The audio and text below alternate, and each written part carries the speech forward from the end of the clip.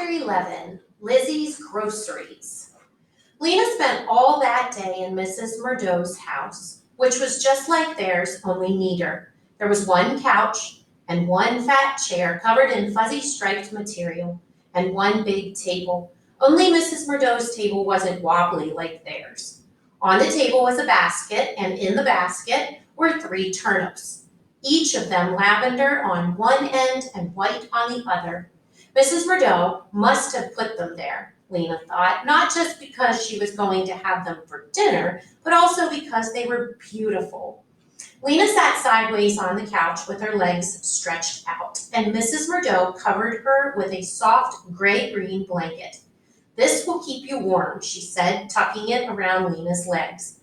Lena didn't really feel cold, but she did feel sad, which was in a way the same. The blanket felt good, like someone holding her. Mrs. Murdo gave Poppy a long purple scarf to play with and made a creamy mushroom soup with potatoes. And all day, Lena stayed there, snuggled under the blanket. She thought about her grandmother, who had had a long and mostly cheerful life. She cried some and fell asleep. She woke up and played with Poppy. The day had a strange but comforting feel to it, like a rest between the end of one time and the beginning of another. On the morning of the next day, Lena got up and got ready to go to work. Mrs. Murdo gave her beet tea and spinach hash for breakfast. "The singing's coming up soon," she remarked to Lena as they ate. "Do you know your part?" "Yes," said Lena. "I remember it pretty well from last year." "I rather like the singing," said Mrs. Murdo. "I love it," Lena said. "I think it's my favorite day of the year." Once a year, the people of the city came together to sing the 3 great songs of Ember. Just thinking of it made Lena feel better. She finished her breakfast and put on her red jacket. "Don't worry about Poppy, I'll take care of her," said Mrs. Murdo as Lena headed for the door. "When you come back this evening, we'll talk about how to proceed." "Proceed?" said Lena. "Well, you can't live by yourselves, just the 2 of you, can you?" "We can't?" "Certainly not," said Mrs. Murdo sternly. "Who's to take care of Poppy while you go off delivering messages? You must move in here with me. I have an empty bedroom, after all, and quite a nice one. Come and look." She opened a door at the far end of the living room, and Lena peeked in. She had never seen such a beautiful, cozy room. There was a big, lumpy bed covered with a faded blue blanket, and at its head 4 plump pillows. Next to the bed was a chest of drawers with drawer handles shaped like teardrops, and a mirror attached to the top. The carpets on the floor were all different shades of blue and green, and in the corner was a sturdy square table and a chair with a back like a ladder. "This will be your room," said Mrs. Murdo, "yours and Poppy's. You'll have to share the bed, but it's big enough." "It's lovely," Lena said. "You're so kind, Mrs. Murdo." "Well," said Mrs. Murdo briskly, "it's just common sense. You need a place, I have one. You go on now, and I'll see you this evening." 3 days had passed since Lena and June had seen the man in the pipeworks, and there hadn't been any special announcements. So if that man had discovered a way out of Ember, he was keeping the news to himself. Lena couldn't understand why. As Lena ran through the city with her messages on her first day back to work, it seemed to her that the mood of the people was even gloomier than before. There were long, silent lines at the markets, and knots of people gathered in the squares, talking in low voices. Many shops, more each day it seemed, displayed signs in their windows saying "closed" or "open Monday, Tuesday only." Every now and then the lights flickered, and people stopped and looked up in fright. When the flickering ended and the lights stayed lit, people just took a breath and walked on. Lena delivered her messages as usual, but inside she felt strange. Everywhere she ran, she heard the same words, like a drumbeat, in her mind. "Alone in the world, alone in the world." It wasn't exactly true. She had Poppy, she had friends, and she had Mrs. Murdo, who was somewhere between a friend and a relative. But she felt as if she had suddenly gotten older in the last 3 days. She was a sort of mother herself now. What happened to Poppy was more or less up to her. As the day went on, she stopped thinking alone in the world and began thinking about her new life at Mrs. Murdo's. She thought about the blue-green room and planned how she would arrange her pictures on the walls. The one she'd drawn with her blue pencil would look especially nice because it would match the color of the rugs. She could bring her pillows from home and add them to the ones on the bed, and then she'd have 6 altogether. And maybe she could find some old blue dresses or shirts and make pillow covers for them. The blue-green room, the orderly apartment, the meals cooked, and the blankets tucked in cozily at night. All this gave her a feeling of comfort, almost luxury. She was grateful for Mrs. Murdo's kindness. I am not ready yet to be alone in the world, she thought. Late that afternoon, Lena was given a message to take to Lampling Street. She delivered the message and, as she was coming back out onto the street, caught sight of Lizzie coming out the door of the supply depot. Her orange hair was unmistakable. "Lizzie!" Lena called out. Lizzie must not have heard her. She kept on going. Lena called again, "Lizzie, wait!" This time it was clear that Lizzie had heard, but instead of stopping, she walked faster. What's the matter with her? Lena wondered. She ran after her and grabbed the back of her coat. "Lizzie, it's me!" Lizzie stopped and turned around. "Oh," she said. Her face was flushed. "It's you. Hi. I didn't realize it was you." She smiled brightly, but there was a distracted look in her eyes. "I was just going home," she said. Her arms were wrapped around a small, bulging sack. "I'll walk with you," said Lena. "Oh," said Lizzie. "Oh, good." But she didn't look pleased. "Lizzie, something sad has happened," Lena said. "My grandmother died." Lizzie gave her a quick sideways glance, but she didn't stop walking. "That's too bad," she said absently. "Poor you." What was wrong with her? Lizzie was ordinarily so interested in other people's misfortunes. She could be sincerely sympathetic, too, when she wasn't wrapped up in her own troubles. Lena changed the subject. "What's in the sack?" she asked. "Oh, just some groceries," said Lizzie. "I stopped at the market after work." "Did you?" "You did?" Lena was confused. She had seen Lizzie not 2 minutes ago leaving the storeroom office. Lizzie didn't answer. She began walking and talking quite fast. "It was so busy today at work. Work is so hard, isn't it, Lena? I think work is much harder than school and not as interesting. You do the same thing every day. I get so tired, don't you? Running around all day?" Lena started to say that she liked running and hardly ever got tired, but Lizzie didn't wait for her to answer. "Oh well, at least there are some good things about it. Guess what, Lena? I have a boyfriend. I met him at work. He really likes me. He says my hair is the exact color of a red-hot burner on a stove." Lena laughed. "It's true, Lizzie," she said. "You look like your head is on fire." Lizzie laughed too and lifted one hand to fluff her hair. She puckered her lips and fluttered her eyelashes. "He says I'm as beautiful as a red tomato."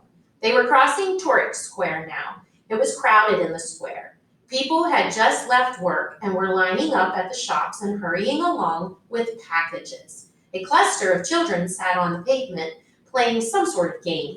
"Who is this boyfriend?" asked Lena. But just at that moment, Lizzie tripped. She'd been strutting along, being beautiful, not paying attention to her feet, and the edge of her shoe caught on an uneven place in the pavement. She staggered and fell, and as she fell, she lost her grip on the sack. It hit the ground and toppled sideways, and some cans spilled out. They rolled in all different directions. Lena reached for Lizzie's arm. "Did you hurt yourself?" she asked. But Lizzie went scrambling after the can so quickly it was clear she wasn't hurt. Wanting to help, Lena went after the cans too. 2 had rolled under a bench. Another was going toward the children, who were on their feet now, watching Lizzie's wild spider-like motions. Lena picked up the cans under the bench, and for a second, her breath stopped.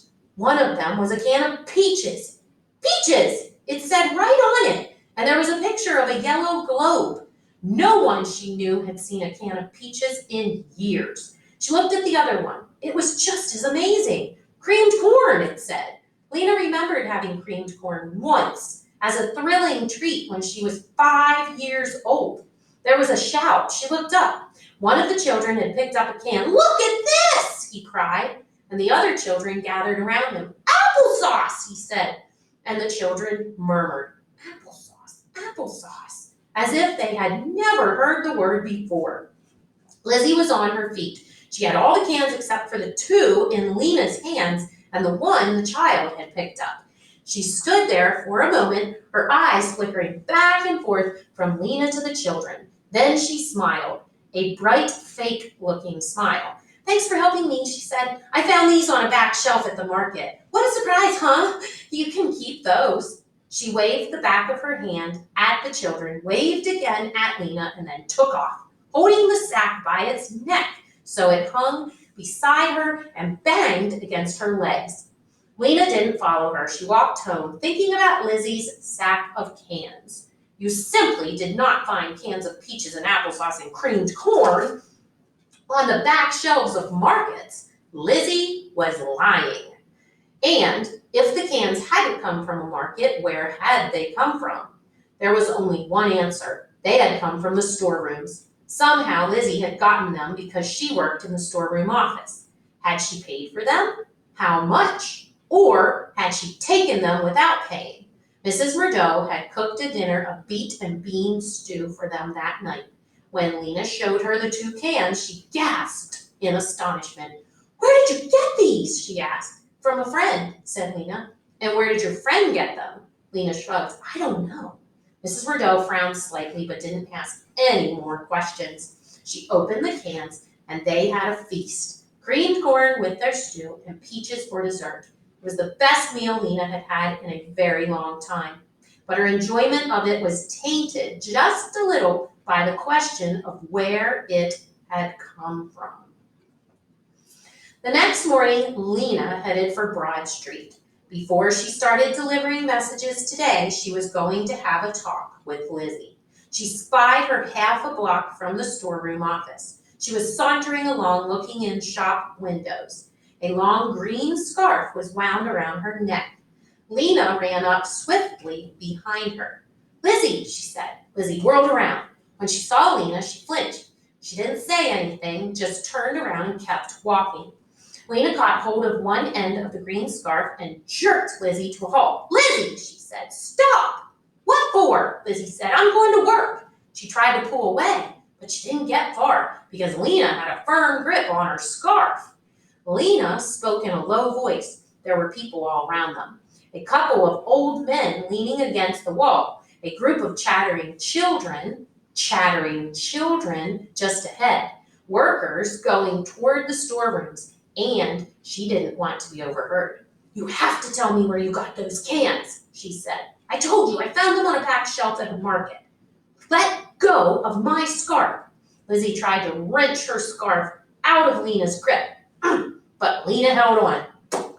"You didn't," Lena said. "No market would just forget about things like that. Tell me the truth." She gave a yank on the end of the scarf. "Stop it!" Lizzie reached out and grabbed a handful of Lena's hair. Lena yelped, "Ow!" and pulled harder on the scarf. And the 2 of them scuffled, snatching at each other's hair and coats. They knocked against a woman who snapped at them angrily, and finally they toppled over, sitting down hard on the pavement. Lena was the first one to laugh. It was so much like what they used to do in fun, chasing each other and screaming with laughter. Now, here they were again, nearly grown girls sitting in a heap on the pavement. After a moment, Lizzie laughed too. "You dope," she said. "All right, I'll tell you. I sort of wanted to anyway." Lizzie leaned forward with her elbows on her knees and lowered her voice. "Well, it's this," she said. "There's a storeroom worker named Looper. He's a carrier. Do you know him? He was 2 classes ahead of us. Looper Windley. I know who he is, said Lena. I took a message for him on my first day of work. Tall, with a long skinny neck, big teeth, funny looking. Lizzie looked hurt.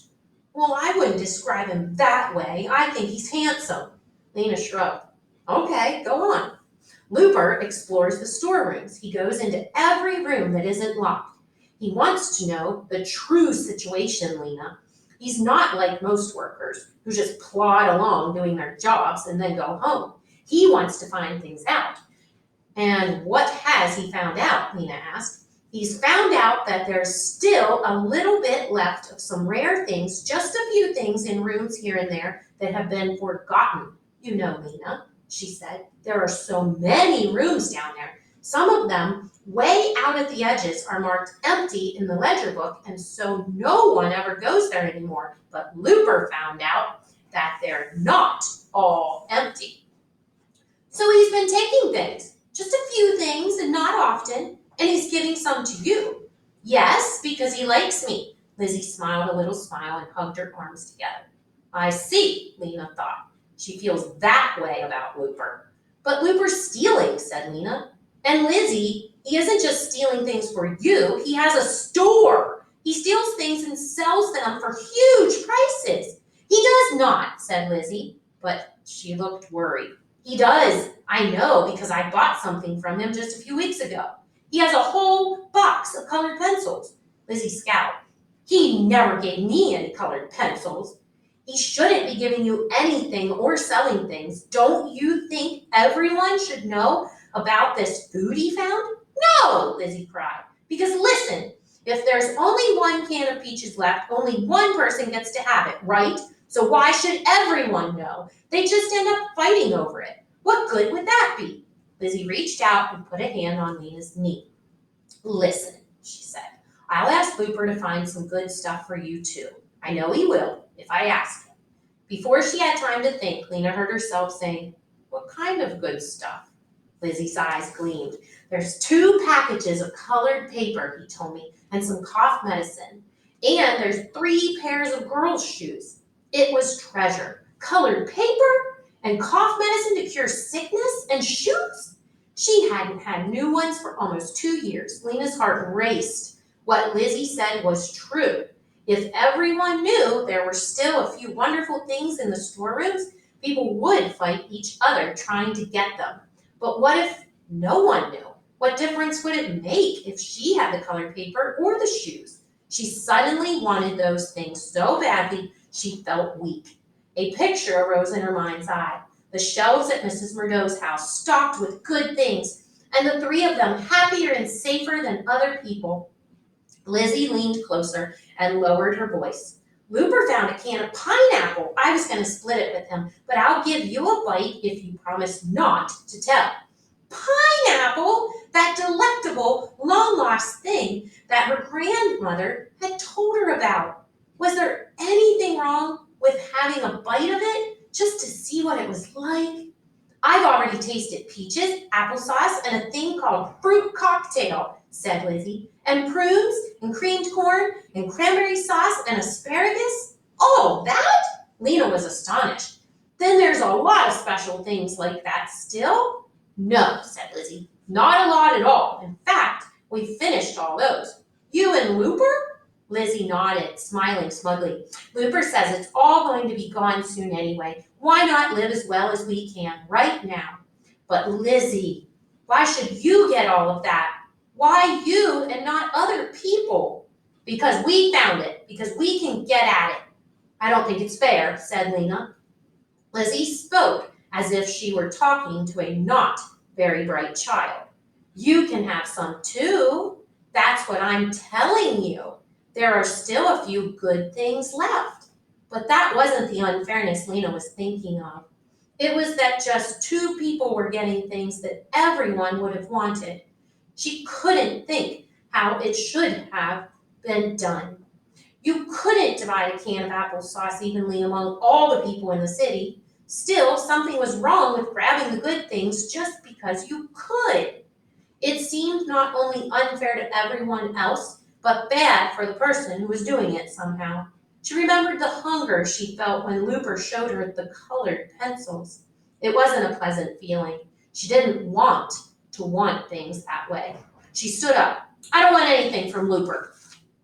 Lizzie shrugged. Okay, she said, but there was a look of dismay on her small, pale face. Too bad for you. Thanks anyway, said Lena, and she set off across Torrick Square, walking fast at first and then breaking into a run.